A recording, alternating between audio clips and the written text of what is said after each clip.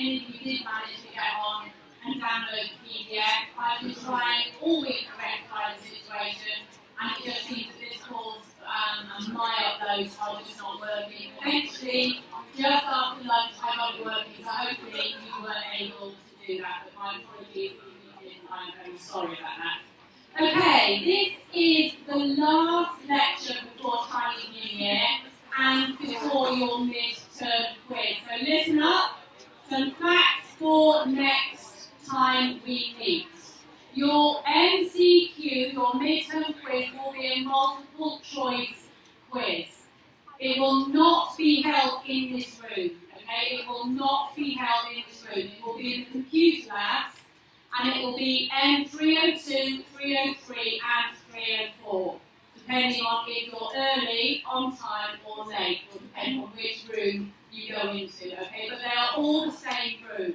The quiz will last 1 hour. You have 60 minutes to answer 60 questions, okay? 60 minutes, 60 questions. Please arrive at about 3:20 because the quiz will start at exactly 3:30. If by chance you are ill, you break your leg, you do something and it makes you not available on that day, you need to email me within 24 hours. If you do not, you cannot then sit that quiz. Okay, is that clear? All of that is on Blackboard. Now what I have managed to do, which I think has slowed Blackboard down, is put the videos of the lecture online for you. Okay, so all the videos are on YouTube. You can watch them again. So they are there for your revision. All the questions for the quiz will come from the PDF lecture notes. They will be from the videos that are up there. They will be from your textbook and also the online book. So make sure you are reading and going online and having a look at everything that is available to you. Now hopefully you've done the practice quiz. I've had a look and quite a few of you have done. Obviously after today you need to do the practice quiz as well. This all counts towards your final marks. We've talked about your reflective journal. Hopefully you're thinking about that in the back of your head. I'm not going to go into detail. Everything you need to know is on Blackboard. We will talk about your discussion groups when we get back after Chinese New Year. Okay, so today we're going to talk about thinking and intelligence, but we're going to have a bit of fun today. Usually we run this as a flipped class within a 2-hour session. We've got 3 hours to do it today, so we'll see what you all want to do. But what we are going to do is 2 practicals. You're going to do some group work, and you are going to go outside the lecture theatre and do a bit of study on some poor, unsuspecting college students, which hopefully will be fun. I have then done a video on intelligence for you. This video is 26 minutes. Now, because we have 3 hours instead of 2 hours that we usually run this for, you can choose. You can either come back to class and you can watch the video here with me, 26 minutes, or you can watch it in the library, you can watch it on the NCR, you can watch it on the bus home. I don't really mind if you watch it here or watch it somewhere else, but I'd like you to watch the video if possible. But we will talk about that at the end and see what you all want to do. So, thinking. Human beings think in many different ways, but we really don't reflect on how we think or why we think. Thinking and intelligence are intertwined, but they are definitely not the same thing. Thinking is everything that our conscious mind does. It's our reasoning. It's learning telephone numbers. And if I said to you 5 pink fluffy elephants, it's thinking about conjuring up that image of 5 fluffy pink elephants. Okay? So thinking, with that definition, is everything that our conscious, cognitive mind processes. And that is important. It is our conscious mind that deals with our thinking, not our subconscious mind. Intelligence, on the other hand, is very difficult to define. And you can't think of intelligence as a thing. Okay, it's a very different process, and we will talk about that later. So today, to fully understand how we think, we need to understand concepts. Now, I've touched on this a little bit, and I will explore a little bit about concepts. We will then do our practical, which will be hopefully a little bit fun. We'll then go on to talk about some reasoning and some barriers to reasoning. We'll then do our other practical, and then we can either watch the video in here, or you can watch it on your own terms. That will be up to you. But first of all, I want to think about thinking. So this is a short video on what is thinking. Let's hope the volume is okay. For most of us, thinking is at least somewhat unpleasant. We try to avoid it where possible. For example, I asked these guys, how long does it take for the Earth to go around the Sun? Where it was obviously that is. Or take this problem, which has been given to thousands of college students. You go into a toy store, and there's a toy bat and a toy ball. Together they cost $1.10. The bat costs $1 more than the ball. How much does the ball cost? We're all wrong, aren't we? If you think about it for just a second, it's obvious that the ball can't cost 10 cents. Because if it did, then the bat would cost $1.10 and the two items together would cost $1.20. The correct answer is 5 cents. Now the point of these questions is not that they're difficult. Any of these people could have quickly checked their answer if they wanted to. The point is that they don't check. Because thinking is uncomfortable. It takes effort. It doesn't take one day to get around the sun. It takes like a year. Now I think it would be easy to put these mistakes down to stupidity and believe that you, being much smarter, could never fall into such traps. But then I think you'd be fooling yourself. I think these examples reveal blind spots in all of our thinking due to the fundamental way that our brains work. Now what?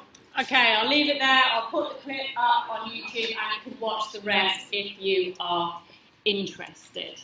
So thinking is difficult. Thinking is sometimes quite painful.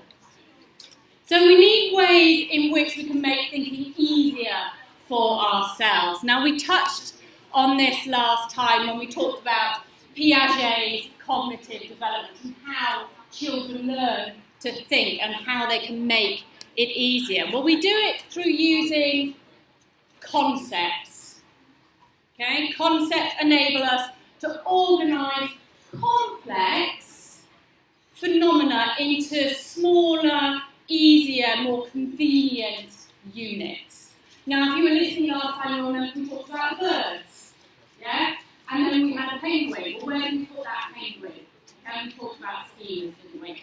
So concepts are ways in which it makes our thinking easier. It's mental categories that group objects, abstractions, or things that have in common. So fruit, for example. Quite an easy concept, you know if it's a fruit or not. But they can be more abstract and they can things you could say, oh, what could you put in your bedroom? The concept of, oh, wardrobe, bed, maybe a desk. Okay, so concepts just make thinking an awful lot easier. They simplify and summarise information to make the world become far more manageable. Now, how conscious is your thoughts? Well, the answer to that is actually not very. There's an awful lot of information coming in through our senses that we are unaware of. There's an awful lot that goes on that bypasses our conscious state. Now, if any of you have learned to touch type, if any of you have learned to drive, if any of you have learned, well, you've all learned to read, when you start, it's a conscious process. You're really thinking about each and every step. But as time goes by, it becomes a habit. And you can touch type without really even thinking about it. It becomes or non-conscious. Its process allows us to deal with an awful lot more information, and we can do more complex tasks than if we depended entirely on our conscious, deliberative thoughts. How many of you move your cups and your bowls around when we talked about it in the first lecture?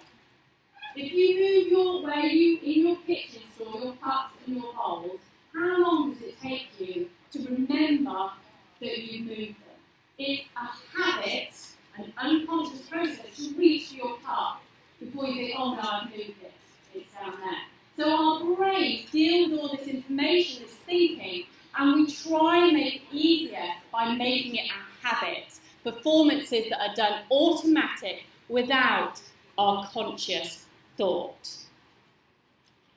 And with repetition and time, these actions become far more automatic, and they allow us to handle far more information and perform more complex tasks. So thinking that isn't in our conscious awareness, we can call this subconscious or non-conscious. Thinking that isn't in our conscious awareness. Now, have any of you experienced that, oh, aha, got it moment? You're not really consciously working it out. Let me change microphones. But all of a sudden, you've got the answer. This is what we can talk about when we can talk about aha moments. Okay, is this one going to work? That one's not even working. Technology, eh? Okay, let's leave that on charge. Okay, so have you ever experienced that aha moment, that intuition, that feeling you get when you solve a problem through insight? And there are several ways and clues in which this becomes apparent.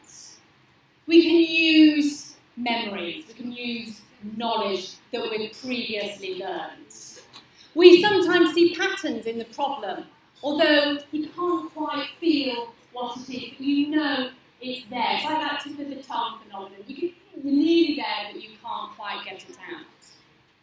This non-conscious process guides you towards the idea, the hypothesis, the question, and sometimes even the answer. Your thinking then becomes conscious, and you can solve the problem. Now, without looking too far advanced in your notes, here is a little problem for you. How many of you can look at this and see if you can use your sort of subconscious thoughts to solve this problem by getting that feeling, that instinct, that aha moment? So can you move 3 of these circles to get a triangle to point to the bottom without looking at your notes? No cheating.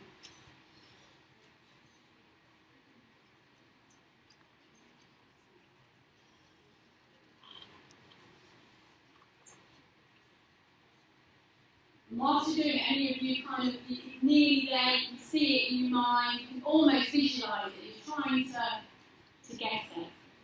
So we're talking about intuition here, we're talking about a feeling, and then all of a sudden, hopefully, it'll pop out at you, and you think, oh yes, okay, I've got it.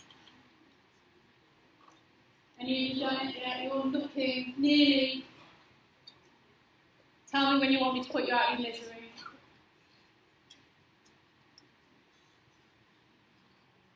Okay, here we go. So, if you move the orange one at the top to the bottom, and then you move the green on the left and the yellow on the right up, you can turn that around. So that is just an example of a different way of thinking. We're not using our conscious awareness really to work it out. We get it through intuition and that aha moment. Oh, okay, that's how we do it. So some of our thinking is not in our conscious awareness. We are almost totally oblivious to what is going on. And we can call this implicit learning. Learning through which we learn to speak our native language. We learn to walk upstairs. Learning that occurs when you acquire knowledge about something, but you're not consciously aware of it. It just kind of happens over time. Whereas explicit learning is what you're doing here. We have a program, an agenda of what we're going to go through. We have specific examples. You're consciously thinking, remembering, and learning. So implicit learning is kind of with you're not consciously aware of what's going on. It just happens. Whereas your explicit learning is all about learning from knowledge and your conscious awareness of problem solving. Now we can also think of another non-conscious process as mindlessness.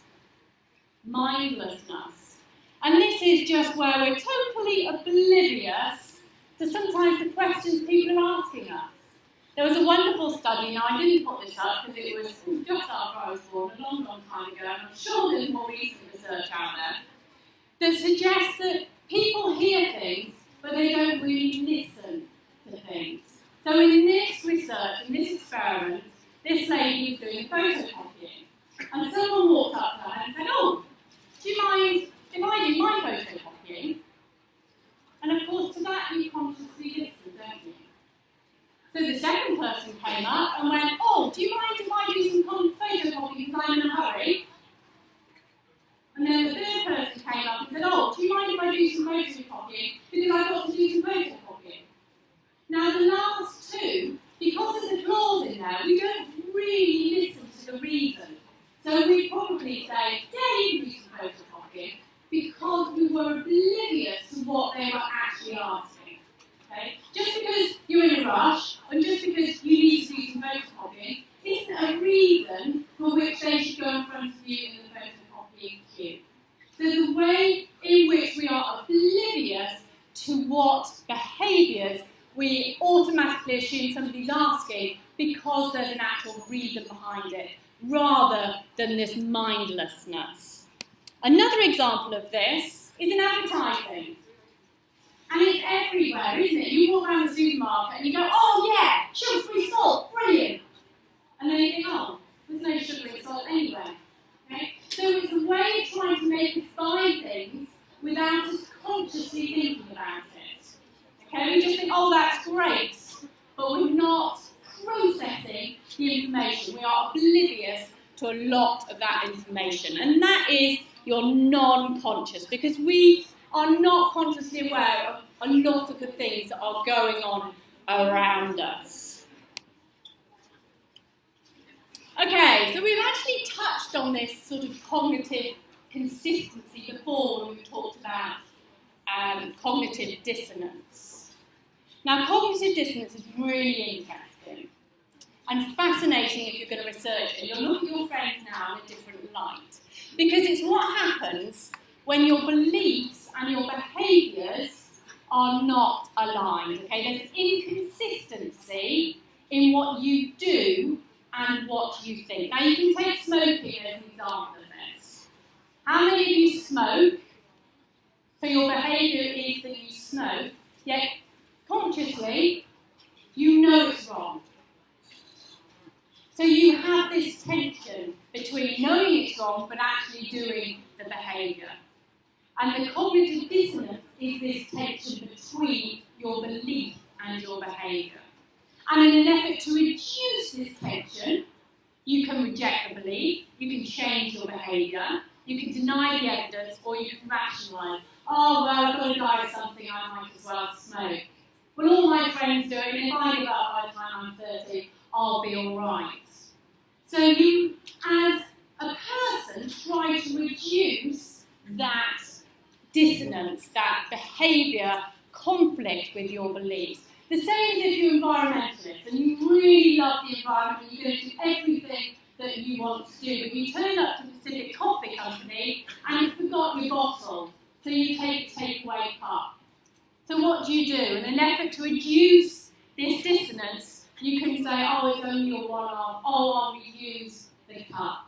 Okay? So there's this conflict between your belief and your behaviour, and this tension is uncomfortable. So what we all like to do is look for this cognitive consistency. People like it when everything is okay. We need to justify the efforts that go into the group or the behaviour that we are part of. The harder you work to be part of the group, the harder you work for your goal, effectively the more you suffer for it, the more convinced you are that there is value in that goal, behaviour or group that you are part of. The justification of the effort. And there's some wonderful research, again it's very old, I don't know why we haven't updated it, but after people listened to a boring group discussion, those who went through the severe initiation to join the group rated it more highly for liking. Now we're going to just look at another video on cognitive dissonance. She is the lady that blew your eardrums off a minute ago.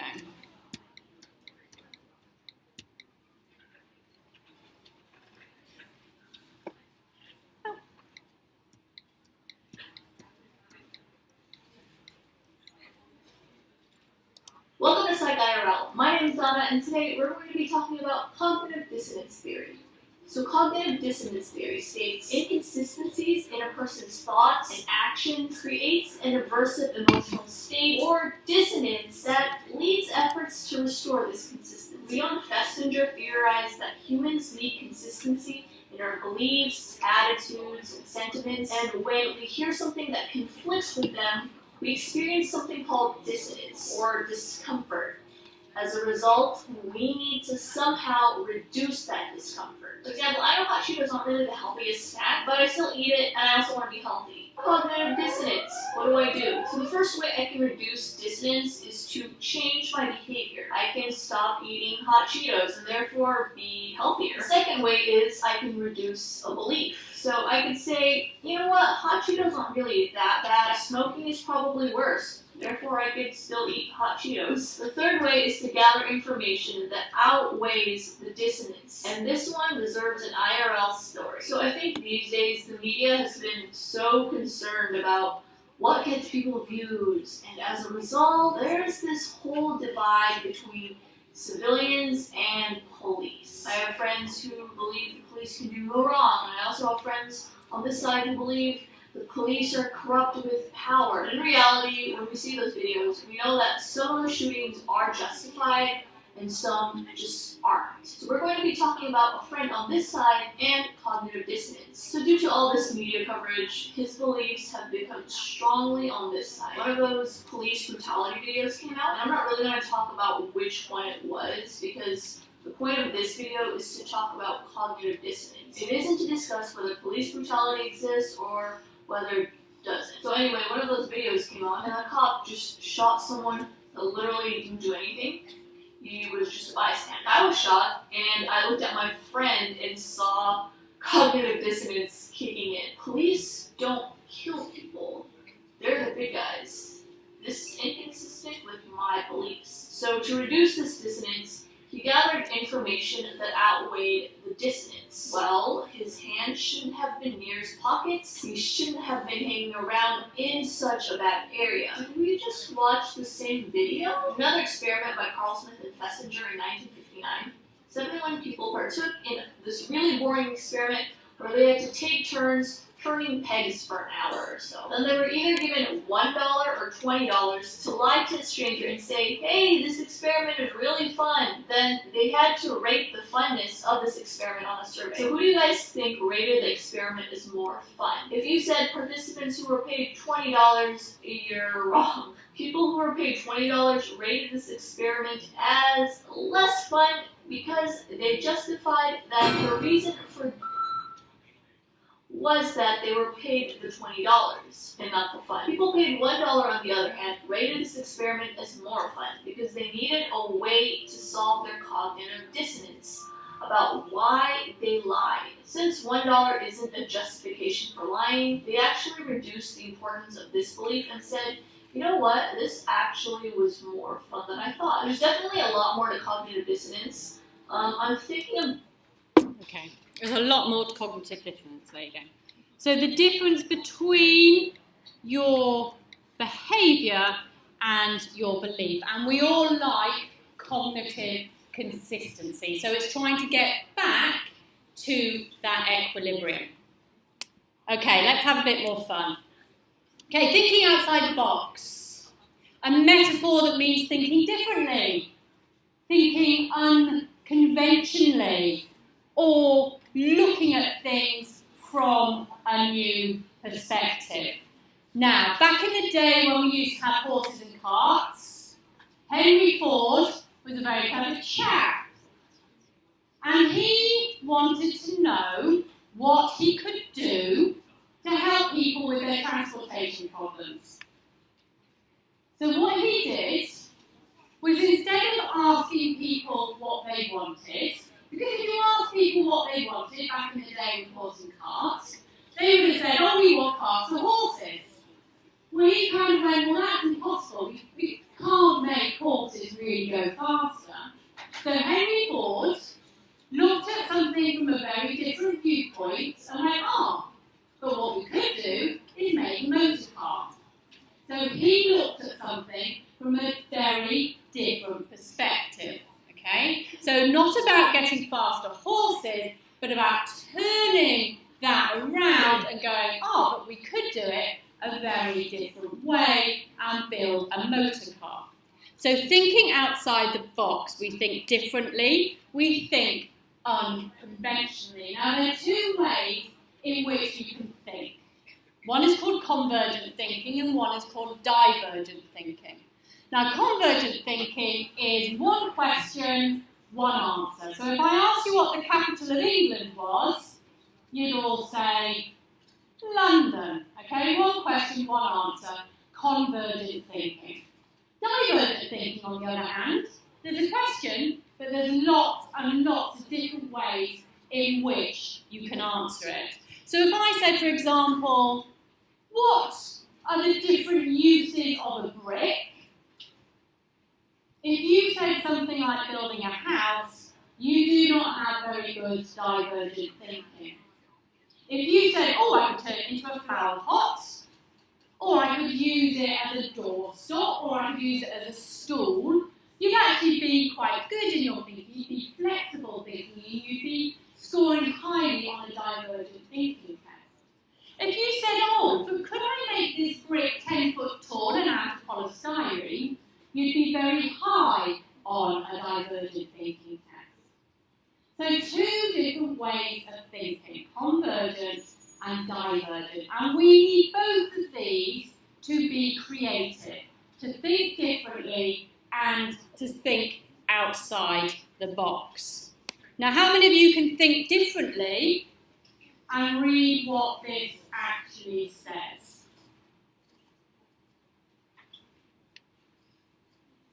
Does anybody know what this says?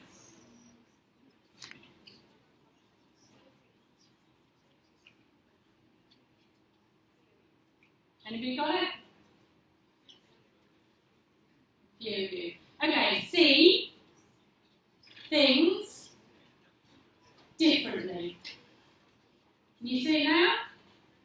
Okay. So it's a matter of turning things around, seeing things in a different way. Divergent thinking, not just coming up with one way of doing things, making use of different ideas to come up with a solution. Now what we're going to do now is called Scamper, and I'm going to go through an example for you, and then what I want you to do is form small groups and come up with your own ideas. And for this you're going to have half an hour, okay?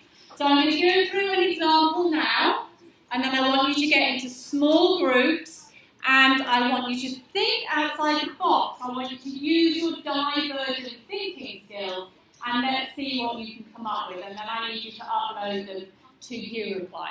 So the example I'm going to use is Smarties. I'm sure you all love these little sugary chocolate delights. Okay, so Smarties. So the idea is that you take your example of Smarties and you can SCAMPER stands for a different thing that you need to do with it. So it's quite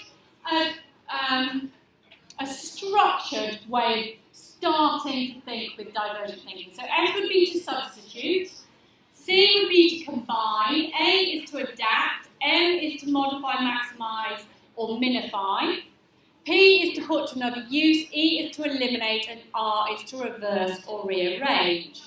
So for our example, if we're going to use S, we can take out the chocolate and we can put in fruit. Okay, so we can substitute chocolate for fruit.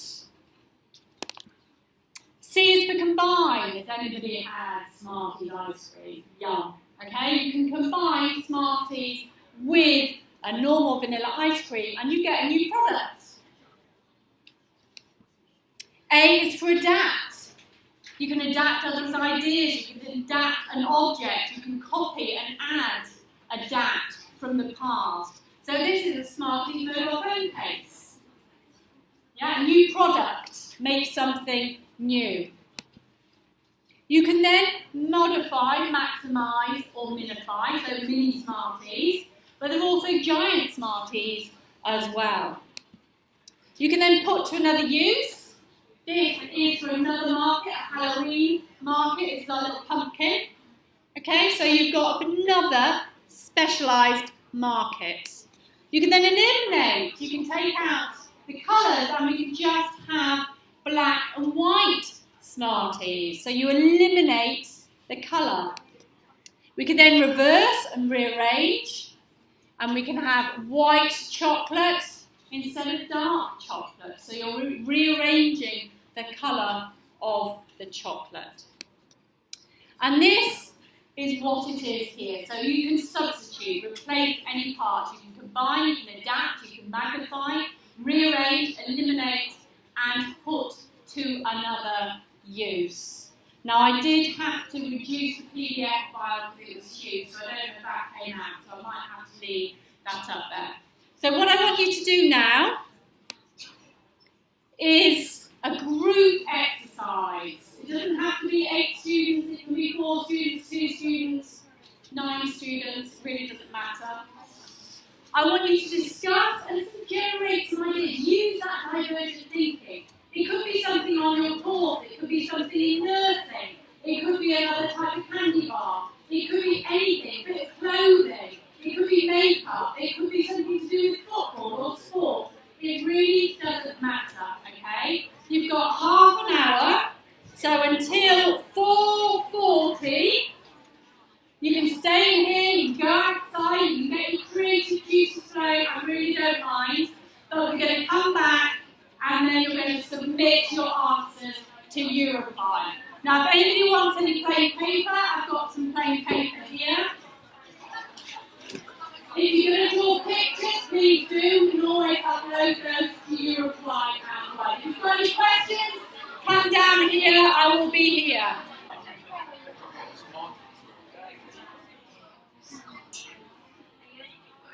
Okay, we're going to move on. And we are going to talk about reasoning. And then this is where the fun really begins. Okay, so reasoning. It is all about drawing conclusions from the information that we have to solve problems and to make decisions. Now, there are different types of reasoning. There is formal reasoning and there is informal reasoning.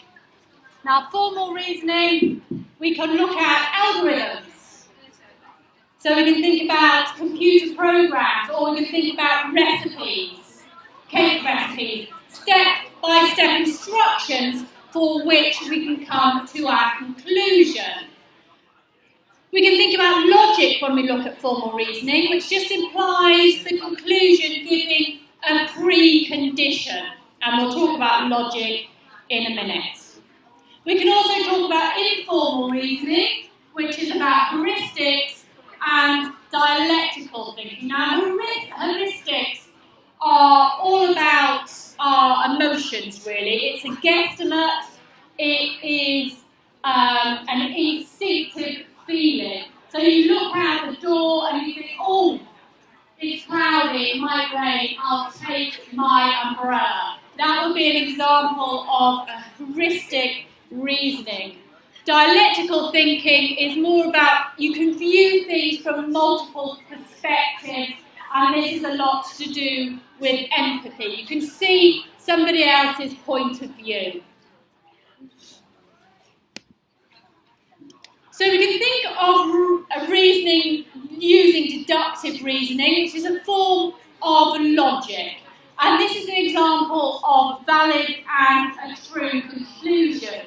So all birds are animals, all animals eat food, therefore all birds eat food. That makes sense, that is logical. The premise is true, therefore the conclusion must be true. And you're going from the general to the specific. We can also talk about deductive reasoning looking at a valid but wrong conclusion. So one of the premises are wrong. All birds are animals, all animals have 4 legs, all birds have 4 legs. Well, we know that all animals do not have 4 legs, so we know that one of those premises are false. So it's a type of logic where general statements are used to form specific conclusions, but if one of those premises is wrong, then the conclusion is not true. We can also use formal reasoning when we look at inductive reasoning, and this is going from the specific to the general, and it's usually about our observations as a valid measure of truth. So if I had money in my pocket and I took out $1, and then I took out another $1, and then I took out another $1, you might observe that the next coin I take out of my pocket might be $1. But actually I could take out $500 notes. So observations can also be true.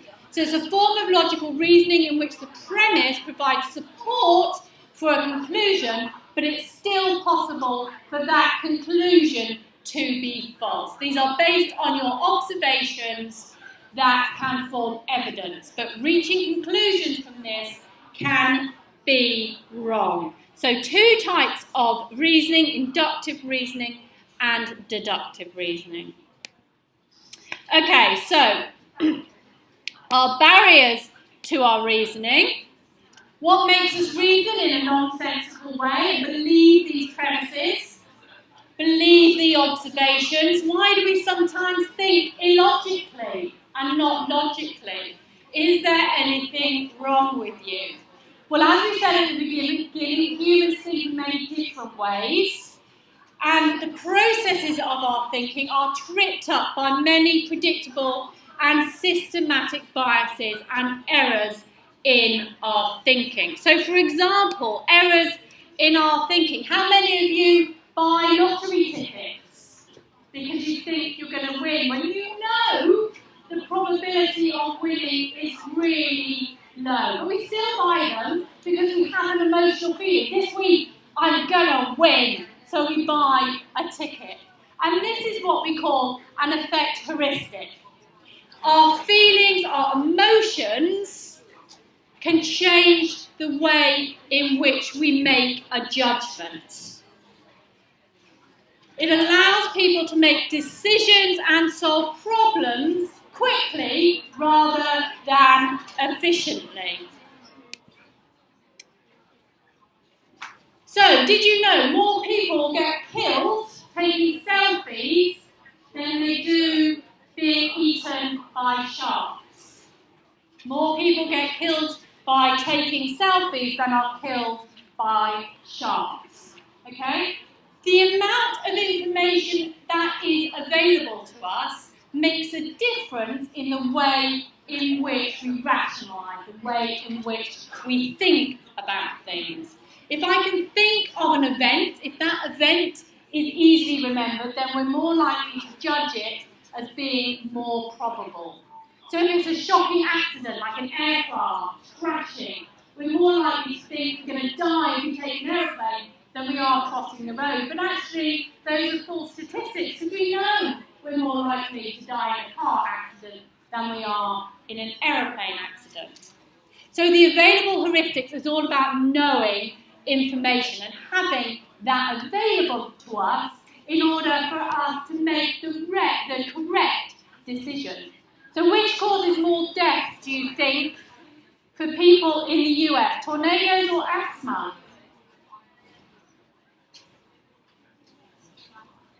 The correct answer is actually asthma, which is 20 times more likely to kill you in the United States than a tornado. But because tornadoes are always in the news, we think about them more. Okay, so you have to think about the amount of information that is available for you in order for you to make a correct decision. Now, this is important for you guys going into the medical scene, okay? The way in which you frame a question, the way in which you frame your information has a great effect on how people perceive it.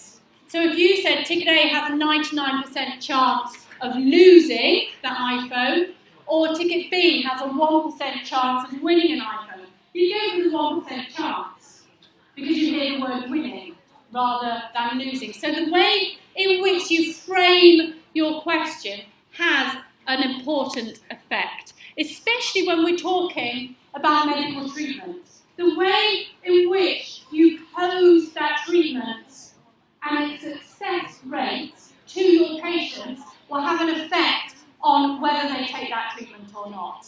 So 65% of survival versus 35% of dying. If you say to somebody, oh, the treatment you get, 35% of people die, people will probably go, no, I don't want it. But if you said, oh, well, 65% actually survive, people are more likely to take it, okay? So the way in which you phrase things has a big effect on the way in which people perceive that information. We can also think of 4 more biases. The first one is fairness bias.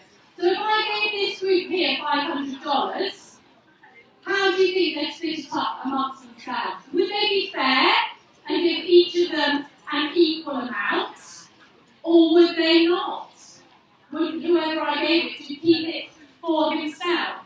Well, research suggests that people actually are fair to one another and usually share it out equally amongst the group. There's also that hindsight bias. We've all said that, oh, I knew that. I knew that relationship wasn't going to last, from the offset. Okay, hindsight bias. And then confirmation bias. We'll look for things that support our own belief.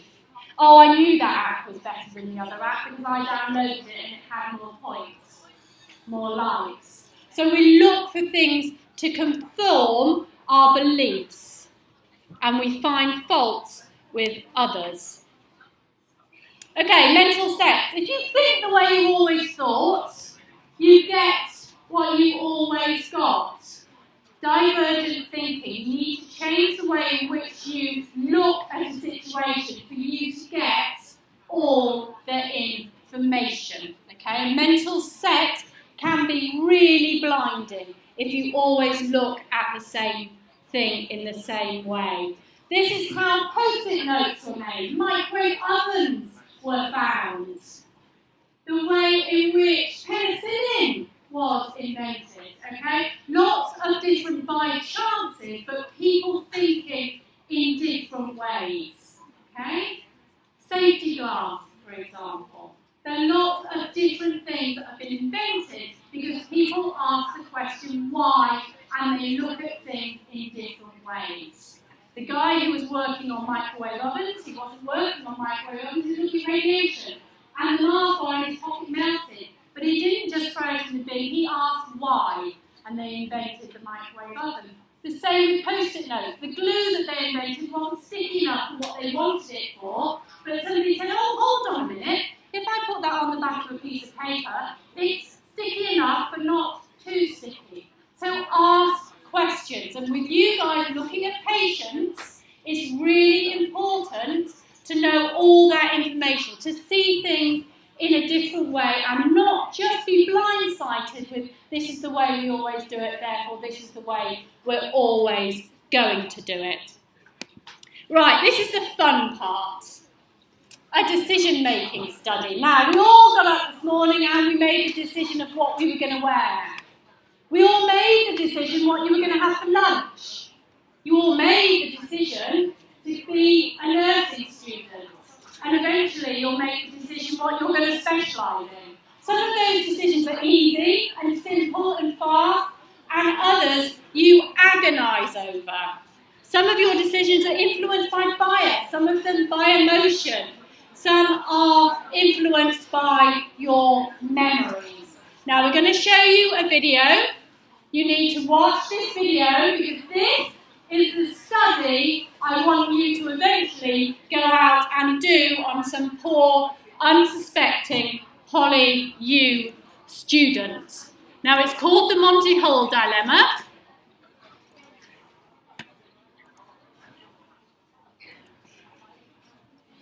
And it's about decision making.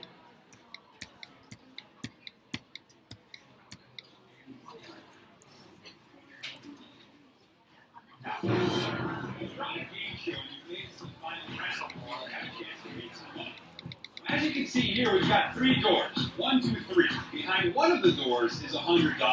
Behind the other 2 doors are a couple of pennies. If you're like me, you'd rather win the $100. So let's say you choose door number 1.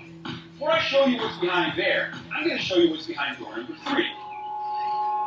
We've got a penguin. Here's where things get interesting. I'm now going to give you another choice. You can stick with door number 1, or you can switch to door number 2. You might be thinking, what's the difference? It's 50-50, right? Or is it? Now, before we reveal the big secret, let's take a look at what some other contestants did when faced with a similar choice. Pick a door. I'm going to choose 1. You're choosing number 1? Yeah. Okay, before we show you number 1, we're going to open number 3 and see where we're at. Oh, we got a penguin. Now, I'm going to give you another choice. You can stay with door number 1, or you can switch to door number 2. What do you want to do? What do you do?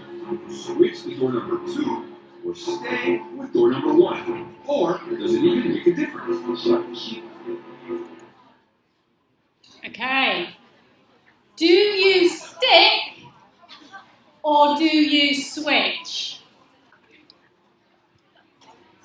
Okay. Let's have a look. So A is you switch, B is you stick. Okay, 69% of you will stick with the choice that you have made. Let's see. Alright, I'm going to switch number 2. Time for you to choose. Are you switching doors, or staying with door number 1? Got your answer? Okay, let's open up the door. Alright. I'm talking about nice work. How'd you do?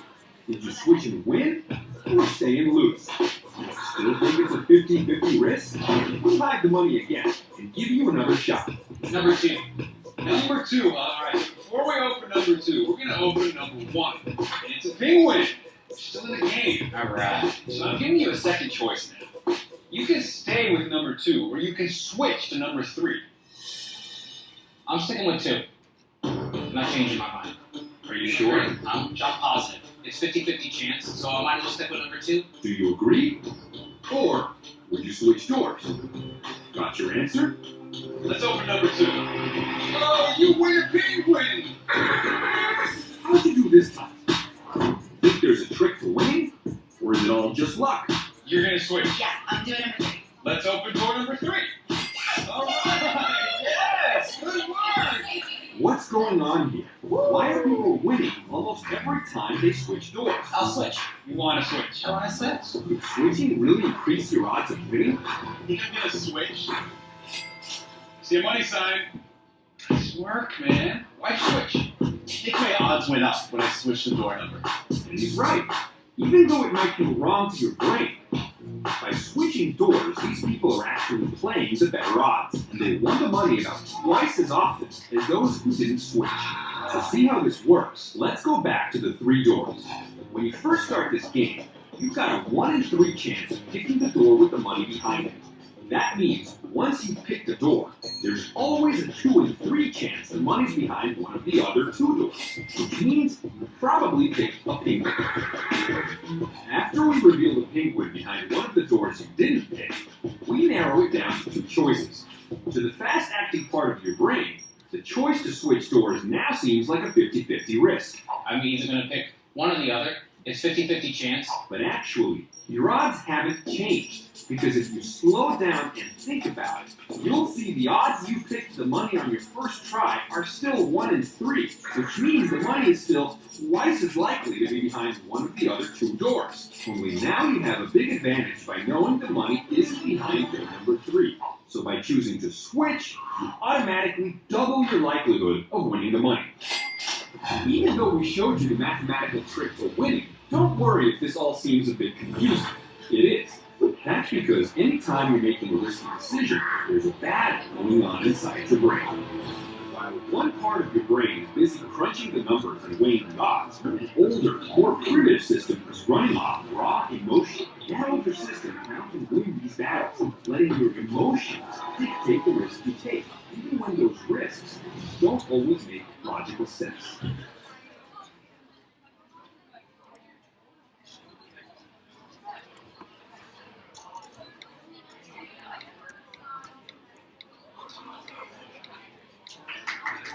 Okay, so those 31% of you who said switch, you are more likely to win the money than the 68% of you who are going to stick. So you've got 2 choices. You switch or you stick. The misconception is that it's 50-50 when really it isn't.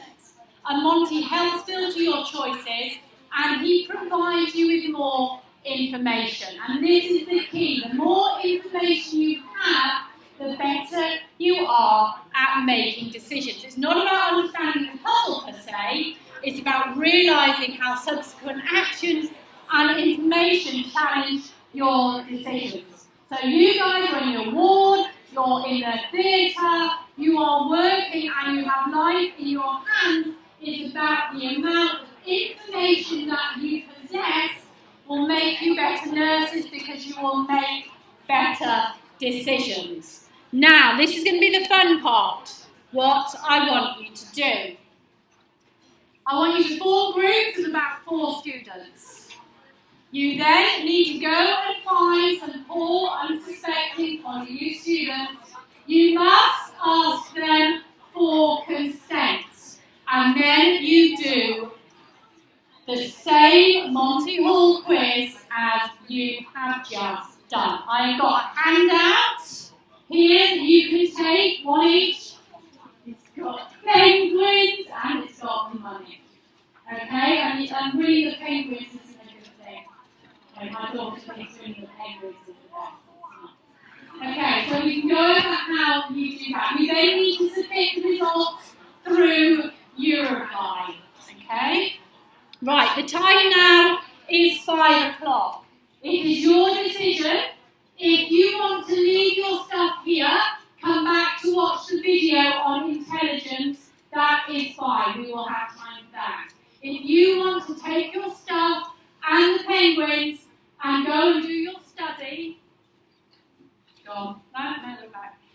Do your study and watch the video in your own time in the library, on the bus, on the MTR. That is your choice, okay? The video link, the QR code is at the end of this PowerPoint presentation. The video is on Blackboard for you to watch. It's 26 minutes. It's your choice what you want to do. So 4 groups of 4 students or so. Pick up a penguin sheet. You need to cut your penguin sheet into the doors. You need to practice how you're going to do it, and then you need to find a participant. Then once you have done everything, you can submit your results to Eurofly. Do not leave this room without a Eurofly code. I will do that in a minute. So form your groups, cut up your penguins, one person from each group get however many you need, and then you need to practice how you are going to do your study. Okay, form groups, practice, and I will set up the Europly.